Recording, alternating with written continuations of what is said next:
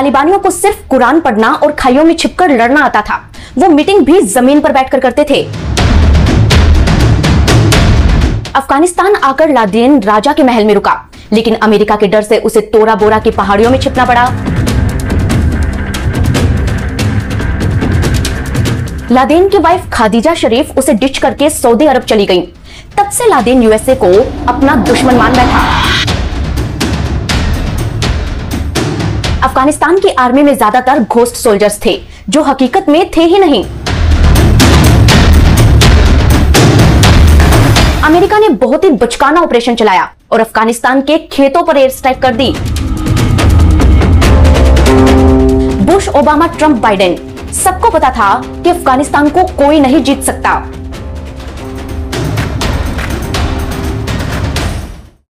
ये बात मई 1999 की है। एक के बाद एक कई शहरों को जीतने के बाद तालिबान ने अफगानिस्तान की बामियान सिटी को भी कैप्चर कर लिया।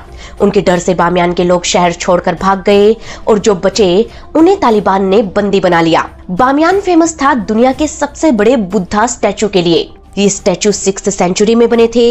ये 180 फीट ऊंचे थे। इन्हें बालू रेत से बनाया गया था और यूनेस्को ने इन्हें वर्ल्ड हेरिटेज साइट का दर्जा दिया था। लेकिन तालिबानी लीडर मुल्ला मोहम्मद हसन अखुंद ने इन्हें ब्लास्ट करने का फरमान जारी कर दिया। ऑर्डर मिलते ही तालिबानी लड़ाके ट्रकों में भरकर एक्सप्लोसिव लाए और सबसे पहले इन स्टैचू को ड्रिल करवाया। इसके बाद उन्होंने अलग अलग जगहों पर एक्सप्लोसिव फिट किए, जिनके वायर पास की मस्जिद तक जा रहे थे। यहाँ से इलेक्ट्रिसिटी लेकर इन्हें चार्ज किया गया और फिर हुआ जोरदार इस ब्लास्ट के बाद धूल और गन पाउडर पूरे बामियान में फैल गया। तालिबानी खुशी के मारे अल्लाहू अकबर चिल्लाने लगे। वो हवा में फायर करके जश्न मना रहे थे, लेकिन धुआं छटते ही उन्होंने देखा कि स्टैचू का डाउन पार्ट ही डिस्ट्रॉय हुआ है।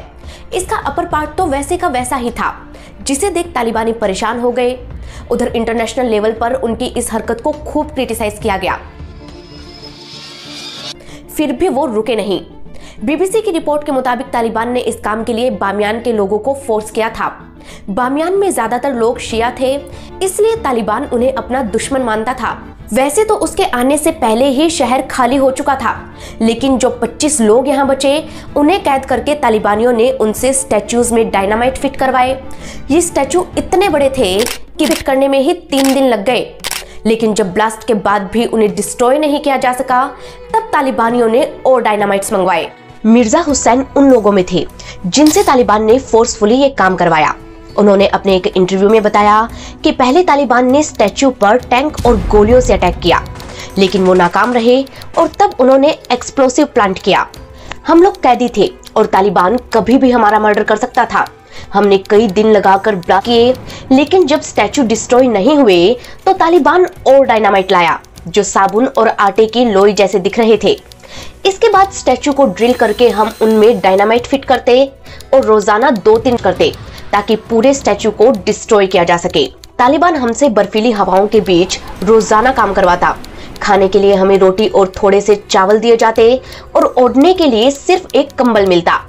एक बार मेरे एक साथी के पैर में चोट लग गई और वो काम नहीं कर पा रहा था, तो तालिबानी लड़ाकों ने उसे मार दी और हमें उसकी लाश ठिकाने लगाने के लिए कहा। तालिबान ने हमें डरा कर ये काम करवाया और जब स्टैचू पूरी तरह से डिस्ट्रॉय हो गए तो उन्होंने जमकर डांस किया, हवा में फायरिंग की और 9 गायों की कुर्बानी देकर इसका जश्न मनाया। इस तरह अपने फर्स्ट रूल के दौरान तालिबान ने न सिर्फ बामियान के बुद्धा स्टैचूज को डिस्ट्रॉय किया, बल्कि अफगानिस्तान पर शरिया लॉ लगाकर टीवी और म्यूजिक को भी बैन कर दिया। चोरी करने वालों के हाथ काटे और छोटी से छोटी गलती करने वालों को भी मौत की सजा देने लगे। उन्होंने गर्ल्स स्कूल बंद करवाए, बुर्का कंपल्सरी कर दिया। कहते हैं कि पंजशेर वैली को छोड़कर तालिबान लगभग पूरे अफगानिस्तान पर कब्जा कर चुका था और अब उसे रोकने वाला कोई नहीं था। लेकिन सवाल ये आता है कि फिर तालिबान को सत्ता से हटाया किसने? क्यों उसे कमबैक के लिए पूरे 20 साल का इंतजार करना पड़ा? कहते हैं कि पंजशीर के शेर अहमद शाह मसूद को लादेन ने बहुत ही ड्रामेटिक तरीके से मरवाया। उनकी मौत तालिबान के लिए एक तोहफा था, लेकिन क्या ये इतना मायने रखता था कि तालिबान इसके लिए अमेरिका से पंगा मोल ले ले? क्या मुल्ला उमर ने वाकई ओसामा बिन लादेन को छिपाकर रखा था, या अमेरिका के अफगानिस्तान पर हमले की वजह कुछ और थी? क्यों किया अमेरिका ने अफगानिस्तान पर अटैक? कैसे हुई इस जंग में अमेरिका की हार? कैसे किया तालिबान ने कमबैक और आज वो भारत को अपना दोस्त क्यों मानते हैं? इन सभी सवालों का जवाब छिपा है इतिहास की गहराइयों में, जिसे जानने के लिए हमें चलना होगा पंजशीर की खूबसूरत वादियों में।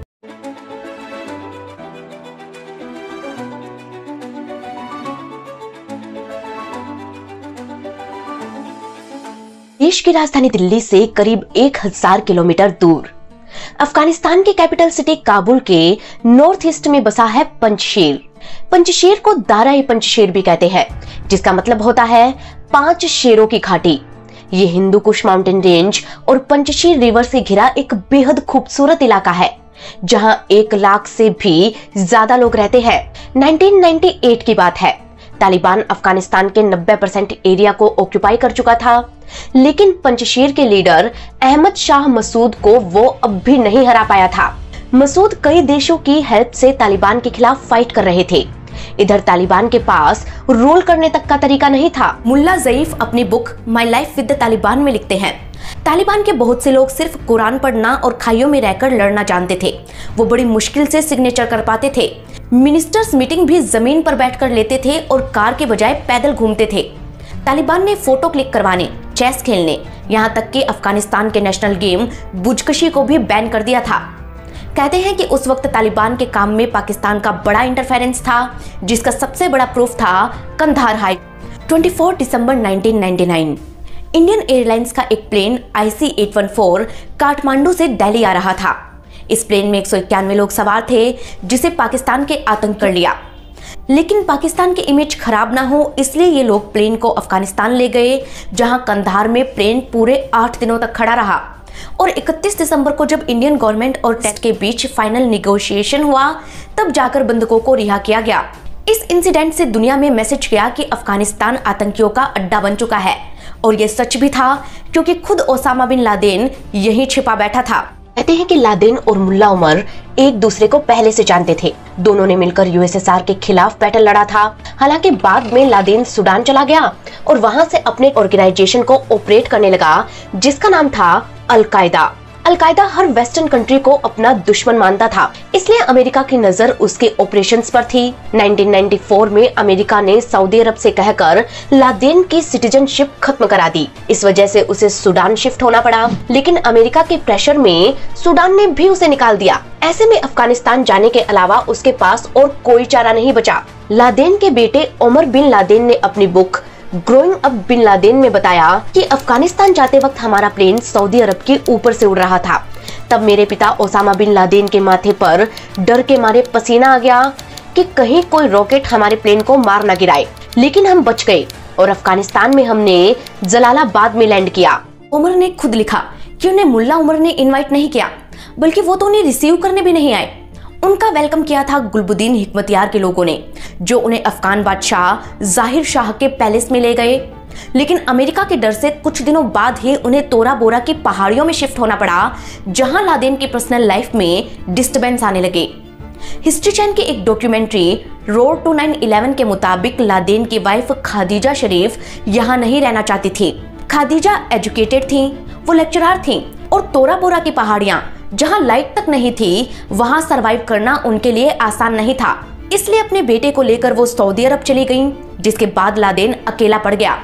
लॉरेंस राइट अपनी बुक लूमिंग टावर में लिखते हैं कि परिवार टूटने के कारण लादेन को बड़ा झटका लगा।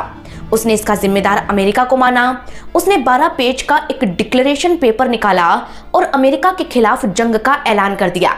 यहीं से लादेन कुछ बड़ा प्लान करने में जुट गया, जिसकी शुरुआत हुई 1998 से। साल उसने कीनिया और तंजानिया की अमेरिकन एम्बेसी में ब्लास्ट किए, जिसमें 224 लोग मारे गए और 5000 के करीब घायल हो गए। इसके बाद लादेन FBI की मोस्ट वांटेड लिस्ट में आ गया और US ने उसके सर पर 2.5 करोड़ का इनाम रखा।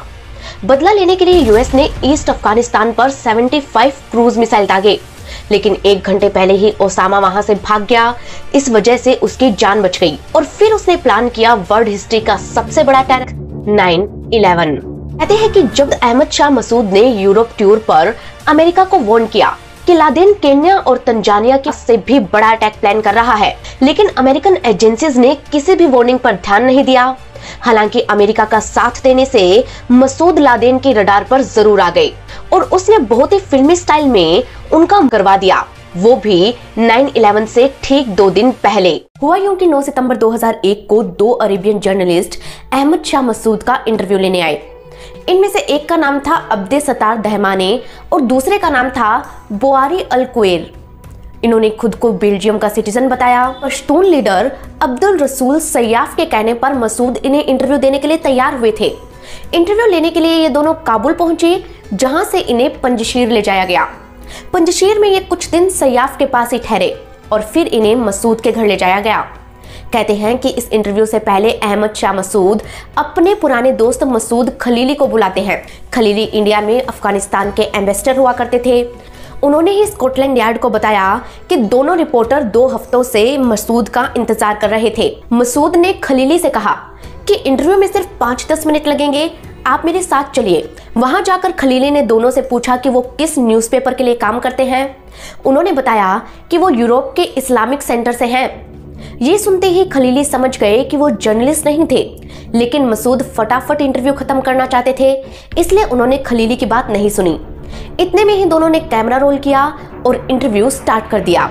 में से एक ने पहला सवाल पूछा कि अफगानिस्तान में हालात कैसे हैं, लेकिन मसूद इसका जवाब दे पाते उससे पहले ही एक जार बस्ट हुआ। इसने मसूद का पूरा घर हिला दिया। बाहर खड़े गार्ड्स को लगा कि तालिबान ने एयर स्ट्राइक की है, इसलिए वो भागकर अंदर गए। उसने दोनों को हॉस्पिटल पहुंचाया, जहां मसूद को डेड डिक्लेयर कर दिया गया। इन्वेस्टिगेशन में पता चला कि मसूद का इंटरव्यू लेने आए दोनों जर्नलिस्ट फर्जी थे। वो असल में लादेन के आदमी थे, जिन्होंने मसूद को मारने के लिए बेल्जियम एम्बेसी से पासपोर्ट चुराए, फिर अपना लुक चेंज किया और फर्जी रिपोर्टर बनकर इंटरव्यू लेने पहुंचे। उन्होंने उनको कैमरे की बजाय बेल्ट में फिट किया ताकि किसी को शक ना हो, और जैसे ही इंटरव्यू शुरू हुआ उन्होंने इसे भर दिया। इस पूरी प्लानिंग का मास्टरमाइंड था ओसामा बिन लादेन। कहते हैं कि उसने ये सब मुल्ला उमर को खुश करने के लिए किया था, ताकि आगे चलकर वो तालिबान से फेवर ले सके। लेकिन अहमद शाह मसूद का जाना तालिबान के खिलाफ लड़ाई के लिए एक बड़ा झटका था, क्योंकि मसूद नॉर्दर्न फ्रंट के चीफ थे। उनकी मौत से नॉर्दर्न फ्रंट कमजोर पड़ जाता, इसलिए अमेरिका ने यह खबर फैलने नहीं दी। लेकिन 48 आवर्स के भीतर ही अमेरिका पर सबसे बड़ा अटैक हुआ, जिसके बाद उसे अलकायदा की असली ताकत का पता चला।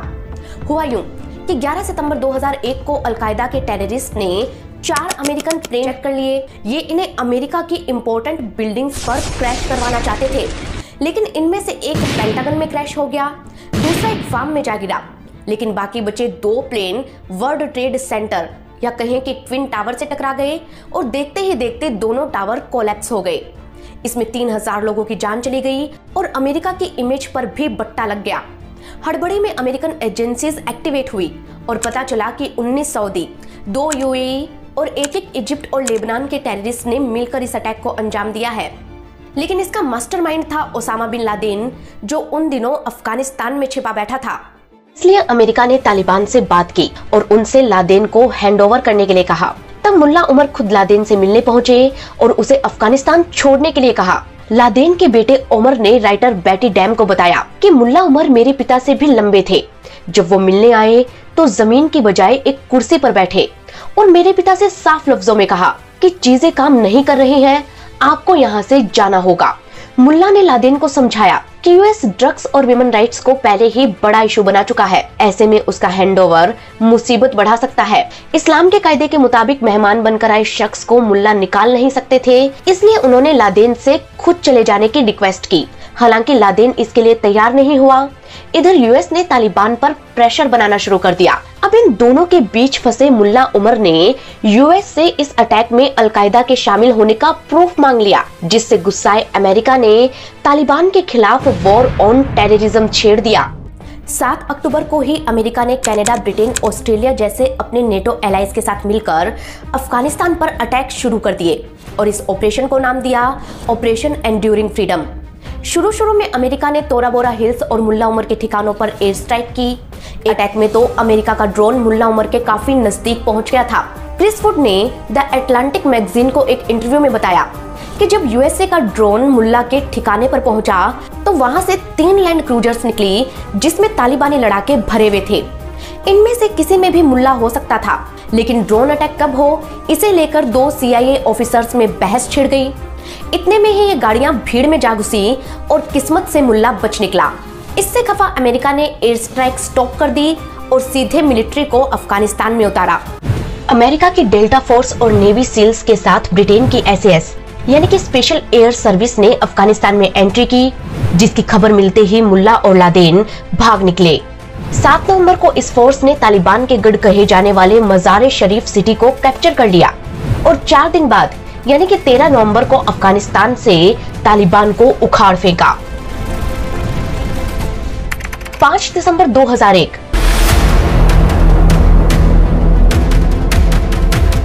जर्मनी की बोन सिटी में एक एग्रीमेंट हुआ, जिसमें अमेरिका अफगानिस्तान की कमान नेटो अलायंस को दे देता है और नेटो अलायंस ये तय करता है कि अफगानिस्तान के अलग अलग ट्राइबल लीडर्स को यूनाइट करके वहां सरकार बनाई जाएगी जो उनके इशारों पर काम करेगी।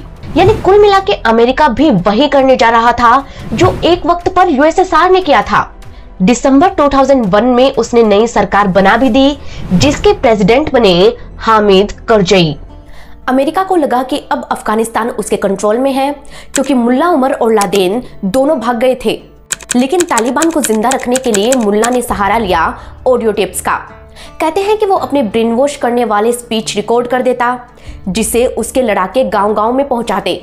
2006 तक लगातार उसके ऑडियो टेप्स सामने आते रहे, जिसमें उसने कभी जॉर्ज बुश को चैलेंज किया तो कभी अमेरिका को भला बुरा कहा। हालांकि अब उसके पास अमेरिका पर अटैक करने का पावर नहीं था, इसलिए अमेरिका को लगा कि मुल्ला कोरी बातें कर रहा है और उसने अपना फोकस शिफ्ट किया इराक पर। अफगानिस्तान से करीब 3000 किलोमीटर दूर बसा इराक एक वक्त पर अमेरिका का बेस्ट फ्रेंड हुआ करता था। यहाँ के डिक्टेटर थे सद्दाम हुसैन, जॉर्ज बुश उनके अच्छे फ्रेंड थे। लेकिन इसी दोस्ती के चलते सद्दाम ने कुवैत पर एक की गलती कर दी। नतीजा ये रहा कि अमेरिका ने सद्दाम को सबक सिखाने के लिए इराक पर ही हमला कर दिया। एनालिस्ट कहते हैं कि अमेरिका की नजर इराक के ऑयल रिसोर्सेज पर थी, लेकिन इसी लालच में वो एक साथ 2 जंग में उलझ गया। उसने इराक को अपनी फर्स्ट और अफगानिस्तान को अपनी सेकंड प्रायोरिटी बनाया, लेकिन वो ये नहीं जानता था कि पीछे से तालिबान कमबैक की तैयारी कर रहा था। कहते हैं कि नेटो फोर्सेस ने तालिबान को सिर्फ शहरों से खत्म किया था, गांव में उसका नेटवर्क अब भी स्ट्रॉन्ग था। तालिबानी लीडर्स पाकिस्तान में बैठकर अपना धंधा चला रहे थे। वहीं पाकिस्तानी जर्नलिस्ट मोहम्मद शहजाद ने अप्रैल 2004 में उनका इंटरव्यू लिया, जिसमें लादेन ने उन्हें बताया कि तालिबान के लड़ाके अमेरिकन सोल्जर्स को मार रहे हैं। लेकिन इसके 2 साल बाद यानी 2006 में अमेरिका ने मुल्ला उमर के टेप लाने वाले कुरियर को पकड़ लिया, जिसके बाद उसके टेप आने बंद हो गए। कुछ वक्त के लिए दुनिया को लगा कि तालिबान खत्म हो चुका है और इससे सबसे ज्यादा राहत मिली अफगानिस्तान की महिलाओं को, क्योंकि अब उन्हें न स्कूल जाने पर रोक थी, न कपड़े पहनने पर, न जॉब करने पर और न ही घर से बाहर निकलने पर। अमेरिका ने लेजर शो के जरिए बामियान बुद्धा को भी रिस्टोर किया। इन सालों में अफगानिस्तान के ज्यादातर एरिया में शांति रही और सबको लगा कि अमेरिका ने वो कर दिखाया है जो USSR नहीं कर पाया। लेकिन हकीकत इससे अलग थी। वो ऐसे कि 2006 में ही अमेरिकन मिलिट्री ने इंडिपेंडेंट इंस्पेक्शन के लिए जनरल बेरी मैकपरी को अफगानिस्तान बुलाया। मैकपरी ने गांव-गांव जाकर एक रिपोर्ट बनाई, जिसमें साफ लिखा था कि तालिबान हारा नहीं है, बल्कि एक बार फिर से अटैक करने के लिए खुद को स्ट्रॉन्ग बना रहा है। उन्होंने ये भी बताया कि जिन अफगान सोल्जर्स को अमेरिका ट्रेंड कर रहा है वो ड्रग एडिक्ट और करप्ट है। लेकिन अमेरिका ने इस रिपोर्ट को ना तो कभी पब्लिश किया और ना ही इस पर कोई एक्शन लिया। इसी वजह से तालिबान को एक और चांस मिला और कुछ वक्त बाद ही फाटा में तालिबानी फिर से इकट्ठा हुए। फाटा माने फेडरली एडमिनिस्ट्रेटिव ट्राइबल एरिया। यहाँ तालिबानी Haqqani network, Islamic movement of Uzbekistan और अलकायदा लीडर्स इकट्ठा हुए और अमेरिका के खिलाफ एक अलायंस बनाया। अब इन्होंने अमेरिका पर एक्शन तेज कर दिए। फरवरी 2007 में तालिबान ने बरग्राम एयरपोर्ट किया, जिसमें अमेरिका के वाइस प्रेसिडेंट डिक चेनी बाल बचे। वहीं मुल्ला उमर ऑडियो टेप्स के जरिए अमेरिका को फिर धमकाने लगा। जुलाई 2010 में आई विकीलीक्स की एक रिपोर्ट ने 90,000 से भी ज्यादा डॉक्यूमेंट रिलीज कर ये खुलासा किया कि नेटो सोल्जर्स ने अफगानिस्तान के आम लोगों को बेवजह मारा है, जिसके बाद अफगानिस्तान के लोग अमेरिका से नाराज हो गए और इन सबका फायदा मिला तालिबान को। लेकिन अमेरिका फिर भी अलर्ट नहीं हुआ। क्योंकि उसका असल दुश्मन तालिबान नहीं बल्कि अलकायदा था। इसलिए CIA ने ओसामा बिन लादेन को टारगेट पर रखा और 2011 में आखिरकार उसे ढूंढ ही निकाला। काबुल से करीब 500 किलोमीटर दूर पाकिस्तान के खूबसूरत शहर एबटाबाद के एक घर में लादेन छिपा बैठा था। 2 मई 2011 अमेरिका के 2 हेलीकॉप्टर्स आधी रात को पाकिस्तान में एंटर करते हैं। ये सीधे एबटाबाद पहुंचते हैं और लादेन के घर की छत पर लैंड करते हैं। इन हेलीकॉप्टर से अमेरिका के नेवी सील कमांडोज बाहर आते हैं और घर के अंदर घुसकर ओसामा बिन लादेन को खोज निकालते हैं। वो लादेन को है और इस शूट आउट को अमेरिकन प्रेसिडेंट बराक ओबामा अपने कैबिनेट मेंबर्स के साथ बैठकर लाइव देख रहे होते हैं। अमेरिका ने वेरीफाई किया कि ये ओसामा बिन लादेन ही था, जिसके बाद उसकी खुशी का कोई ठिकाना नहीं रहा। अगले दिन बराक ओबामा ने ये खुशखबरी दुनिया को दी। The United States has conducted an operation that killed Osama bin Laden, the leader of Al-Qaeda. इसी के साथ अमेरिका ने अलकायदा के पूरे नेटवर्क को खत्म किया और अब बारी थी घर लौटने की। अमेरिका ने लादेन को कैसे मारा, इसकी ड्रामेटिक स्टोरी हम आपको डिटेल में फिर कभी सुनाएंगे। बस इतना जान लीजिए कि लादेन की मौत के बाद अमेरिका ने ये डिसाइड किया कि अब वो अफगानिस्तान की कमान वहां की गवर्नमेंट के हाथों में दे देगा। इधर 2015 में मुल्ला उमर की डेथ की खबर ने उसे और राहत दी। राइटर बेटी डैम लिखती हैं कि मुल्ला उमर 23 अप्रैल 2013 को ही चल बसे थे। मुल्ला के साथी अब्दुल जब्बार ओमारी ने उन्हें बताया कि मुल्ला को 3 महीने से खांसी थी, वो उल्टियां कर रहे थे, लेकिन डॉक्टर को दिखाने को तैयार नहीं थे। बड़ी मुश्किल से एक दिन वो इंजेक्शन लगवाने को तैयार हुए। उस दिन कंधार का मौसम बहुत खराब था, पूरे कंधार में ओले बरस रहे थे। इंजेक्शन लग पाता उससे पहले ही मुल्ला का चेहरा पीला पड़ गया और वो बेहोश हो गए। अगले दिन उन्होंने दम तोड़ दिया। मीडिया रिपोर्ट्स की माने तो मुल्ला की मौत ने तालिबान को ज्यादा कमजोर नहीं किया, क्योंकि तालिबान का नेटवर्क अफगानिस्तान में अब भी स्ट्रॉन्ग था। ऐसे में जब अमेरिका अपनी फोर्स को कम करने लगा तो तालिबान फिर लौट आया और खाली गांवों पर कब्जा करने लगा।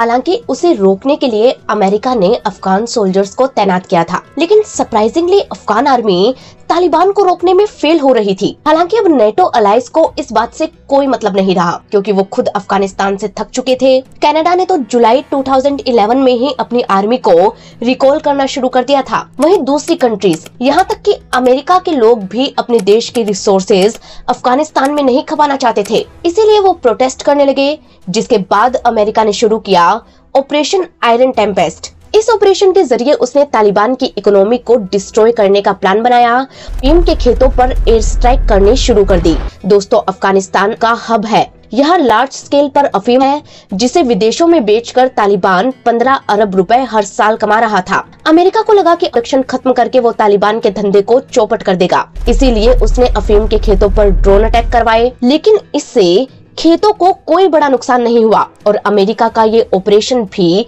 फेल हो गया। कहते हैं कि इस ऑपरेशन में अमेरिका के 70,000 करोड़ रुपए बर्बाद हो गए, लेकिन हाथ कुछ नहीं लगा। इधर अमेरिका के रहते रहते तालिबान बहुत से रूरल एरियाज में अफगान गवर्नमेंट के पैरेलल अपनी सरकार चलाने लगा था। अमेरिका भी समझ गया था कि तालिबान अब रुकने वाला नहीं है, इसलिए अक्टूबर 2014 में उसने अपने कॉम्बैट ऑपरेशन बंद कर दिए और अफगानिस्तान को अपनी सरकार के भरोसे छोड़ने का फैसला कर लिया। लेकिन अफगानिस्तान की सरकार काफी कमजोर थी, वहां के लीडर्स और मिलिट्री ऑफिसर्स बेहद करप्ट थे। तालिबान से लड़ने का उनके पास कोई सॉलिड प्लान नहीं था। ऐसे में 2020 में अमेरिकन प्रेसिडेंट डोनाल्ड ट्रंप ने तालिबान को मीटिंग के लिए इनवाइट करके सबको चौंका दिया। फरवरी में दोनों के बीच मीटिंग हुई, जिसे होस्ट किया कतर ने।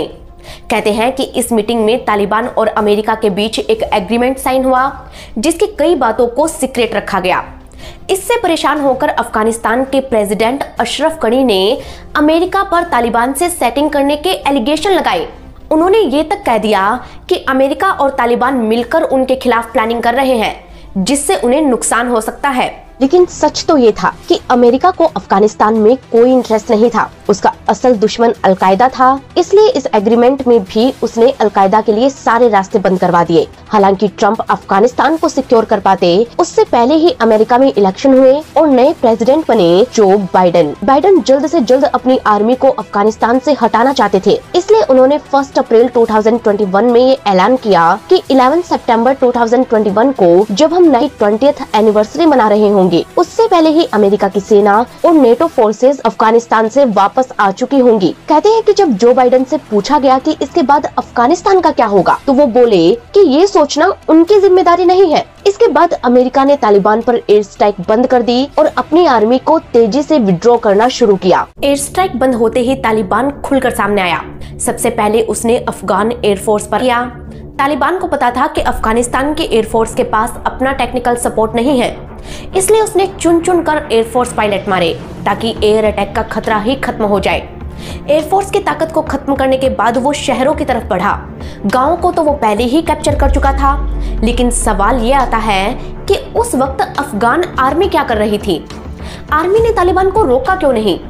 तो इसका जवाब समझने के लिए हमें उस वक्त के हालातों को समझना होगा। मीडिया रिपोर्ट्स की माने तो अफगानिस्तान की गवर्नमेंट अमेरिका की पपेट थी। कहते हैं कि प्रेसिडेंट अशरफ गनी ने देश पर अपनी पकड़ बनाने की कोशिश ही नहीं की। इधर आर्मी में भी जमकर करप्शन फैला था। कहते हैं कि अफगान आर्मी में ज्यादातर घोस्ट सोल्जर्स थे। ये वो सोल्जर्स होते हैं जो सिर्फ पेपर पर दिखाए जाते हैं, असल में होते नहीं हैं। इसे ऐसे समझ सकते हैं कि मानो अमेरिका ने अफगानिस्तान के 3 लाख सोल्जर्स को ट्रेनिंग देने के लिए पैसा भेजा, लेकिन अफगानिस्तान के ऑफिसर्स ने इतने सोल्जर्स हकीकत में भर्ती ही नहीं किए। वो फर्जी नाम दिखाकर अमेरिका से पैसा लेते रहे, यानी कि उन सोल्जर्स के नाम पर उनकी सैलरी लेते रहे और अपने अकाउंट्स में इन पैसों को भरते रहे। इन फर्जी सैनिकों को ही घोस्ट सोल्जर्स कहा जाता है, जो असल में कभी थे ही नहीं। वहीं दूसरी तरफ तालिबान की बात करें तो वहां पर भर भर के लड़ाके थे जो खुद को गाजी कहते थे। गाजी वो होता है जो धर्म के लिए लड़ता है, इसलिए वो पैसे ना मिलने पर भी जी जान से लड़ रहे थे। तालिबानी लड़ाकों ने बहुत तेजी से रूरल एरिया को हाईजैक किया, जिसकी वजह से अफगान आर्मी की मुसीबतें बढ़ गई। कहते हैं कि आर्मी के लोअर लेवल ऑफिसर्स का गवर्नमेंट के साथ कोई कोऑर्डिनेशन ही नहीं था। कई शहरों के मिलिट्री कैंट में तो बस 10-12 अफगान सोल्जर्स थे, जिन्हें ना तो लंबे वक्त से सैलरी मिली थी और ना ही खाने को राशन। खाली पेट लड़ने की बजाय इन्होंने सरेंडर करना बेहतर समझा, और जब ये बात अशरफ गनी तक पहुंची तो वो जनता को उसके हाल पर छोड़कर विदेश भाग गए। गलती यूएसए की भी थी, क्योंकि उसने इस ऑपरेशन में काफी लापरवाहियां बरती थी। मीडिया रिपोर्ट्स बताती है कि प्रेसिडेंट जॉर्ज बुश, जिन्होंने ये ऑपरेशन शुरू किया था, उन्हें अफगानिस्तान में अपने मिलिट्री कमांडर का नाम तक नहीं पता था। वो ना तो उन्हें मिलने का टाइम देते, ना उनसे रिपोर्ट लेते। अफगानिस्तान में अमेरिकन राजदूत रोनाल्ड ई न्यूमैन ने भी एक सीक्रेट मैसेज भेजकर ये बताया था कि अब तालिबान के हमले बढ़ने वाले हैं, लेकिन बुश ने उनकी बात पर भी गौर नहीं किया। द वॉशिंगटन पोस्ट ने the Afghanistan papers a secret history of the war book के लॉन्चिंग इवेंट पर यह दावा किया कि चाहे वो जॉर्ज बुश हो, ओबामा हो या फिर ट्रंप हो, हर किसी ने जनता को बेवकूफ बनाया। वो जानते थे कि इस वॉर का अंजाम क्या होगा, यानी अफगानिस्तान एक बार फिर ग्रेवयार्ड ऑफ एम्पायर बनने वाला था। तभी तो अमेरिका के अफगानिस्तान छोड़ने से पहले ही तालिबान ने वहां इंटरिम गवर्नमेंट बना ली थी, और जब सितंबर 2021 में अमेरिका ने अपनी फोर्स को पूरी तरह विड्रॉ किया तो अफगानिस्तान के प्रेसिडेंट अशरफ गनी भी यूएई भाग गए। एक रशियन एजेंसी ने यह दावा किया कि वो अपने साथ 4 गाड़ियों में भरकर पैसे ले गए थे, और उनके जाते ही तालिबान ने पूरे अफगानिस्तान को कैप्चर कर लिया। दोस्तों, अमेरिका की एक रिपोर्ट के मुताबिक तालिबान को काबुल जीतने में 2-3 महीने लगने चाहिए थे, लेकिन असल में तालिबान ने सिर्फ 9 दिनों में ही काबुल जीत लिया। उसने 15 अगस्त को गवर्नमेंट फॉर्म की। वहीं अमेरिका को क्या मिला? अमेरिका को मिला झटका। मीडिया रिपोर्ट्स के माने तो इस वॉर में अमेरिका के करीब 980 अरब डॉलर बर्बाद हो गए। 4 प्रेसिडेंट्स की रूलिंग तक ये वॉर चला, जिसमें नेटो फोर्सेस के 2300 सोल्जर्स और 2 लाख अफगान सिविलियंस की जान गई। इसके बाद जब अमेरिका के लास्ट जेट्स रवाना हुए, तब अफगानिस्तान के लोग किस तरह से उनके पीछे दौड़ रहे थे, ये हर किसी ने देखा। खैर, अब अफगानिस्तान पर तालिबान का रूल है, जिसमें अमीर अल मोमिनीन यानी कि सुप्रीम लीडर है मौलवी हिब्बतुल्लाह अखुनजादा, मुल्ला अब्दुल गनी बरादर, मुल्ला मोहम्मद याकूब और सिराजुद्दीन हक्कानी। ये 3 डेप्यूटी प्राइम मिनिस्टर हैं। यहाँ असेंबली की जगह शूरा वर्क करती है, जिसमें 26 लोग हैं जो तालिबान से जुड़े इम्पोर्टेंट फैसले लेते हैं। ये पाकिस्तान की क्वेटा सिटी से ऑपरेट होती है, इसीलिए इसे क्वेटा शूरा भी कहते हैं। वही सीनियर जज है मुल्ला अब्दुल हकीम। हालांकि इस बार तालिबान रूल करने के लिए ट्रेंड जरूर हुआ है। उसने जनता से वादा किया कि वो अपना रूल स्ट्रिक्ट नहीं रखेगा, फिर भी उसने बुर्का कंपलसरी कर दिया। लड़कियों के लिए सेकेंडरी और हायर एजुकेशन को बैन कर दिया। आज उन्हें ऊंची आवाज में बात तक करने की परमिशन नहीं है, और मोरालिटी पुलिस का डर है सो अलग। कौन इस्लाम के रूल को सही से फॉलो कर रहा है और कौन नहीं, इसका ध्यान रखने वाली पुलिस विंग को मोरालिटी पुलिस कहते हैं। United nation assistant mission in Afghanistan की एक रिपोर्ट कहती है कि मोरालिटी पुलिस की वजह से महिलाओं में डर का माहौल है, क्योंकि ये अपनी बात मनवाने के लिए लोगों से मारपीट भी करती है। ईरान में इसके खिलाफ जो प्रोटेस्ट हुए वो आपने खुद ने देखे होंगे। हालांकि तालिबान कहता है कि वो महिलाओं के खिलाफ नहीं है। उसने तो 9000 महिलाओं को वर्क परमिट दिए हैं। वो तो बस इतना चाहता है कि सब कुछ इस्लाम के कायदे से हो। अब बात करें भारत की, तो इस बार तालिबान की डिप्लोमेसी में काफी फर्क नजर आया है, क्योंकि पहली बार तालिबान ने पाकिस्तान की बजाय भारत को अपना दोस्त बताया। अब ये सब हुआ कैसे, इसे शॉर्ट में समझते हैं। तो दोस्तों, पाकिस्तान और अफगानिस्तान की दुश्मनी बरसों पुरानी है, क्योंकि आजादी के बाद अफगानिस्तान का बड़ा पश्तून एरिया पाकिस्तान में आ गया था, जिसे पाकिस्तान ने लौटाया नहीं, और तब से ये कट्टर दुश्मन बन गए। इतने कि 1947 में जब पाकिस्तान ने यूएन की मेंबरशिप के लिए अप्लाई किया, तो इंडिया के साथ साथ अफगानिस्तान ने भी इसका विरोध किया। 1950 में इंडिया अफगानिस्तान संधि करके दोस्त बन गए।